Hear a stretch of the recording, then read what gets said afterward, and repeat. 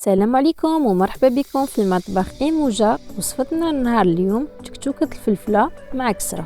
نتمنى تكملوا لا فيديو حتى الاخير، فرجة ممتعة ان شاء الله. في مقلاة نحط كمية تاع الزيت والسنة تاع الثوم وحبة بصل ونخليهم يتقلاو على نار هادئة.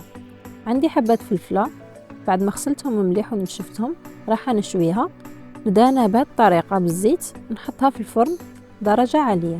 بعد ما طابت راح نحطها في اكياس بلاستيكيه ونغلق عليها مليح ونخليها شويه حتى تطلق الماء تاعها وتجينا سهله في النقع.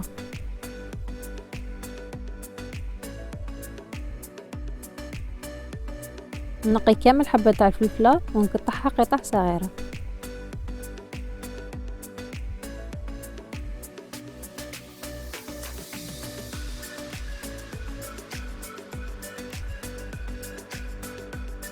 بعد ما قطعتها كامل نرجعوا للبصل كنت دايرته يتقلى. بعد ما تقلى نضيف له 2 حبات طماطم اللي كنت نقيتهم وقطعتهم مربعات صغيره ونخليها تتقلى على نار هادئه. في الاخير راح نحط الفلفله تتقلى ومغرف صغيره تاع الملح.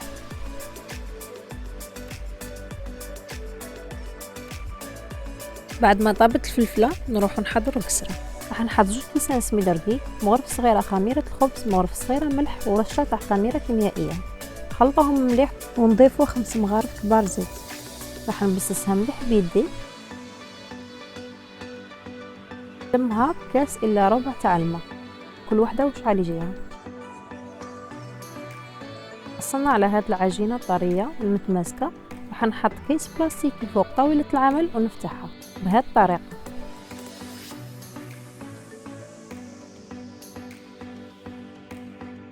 راح نحطها في الطاجين اللي كنت سخنته من قبل على نار متوسطه.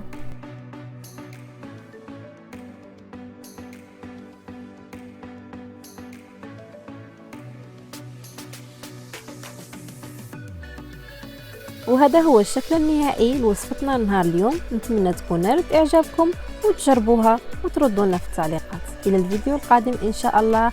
تهلاو لي في رواحتكم. سلام.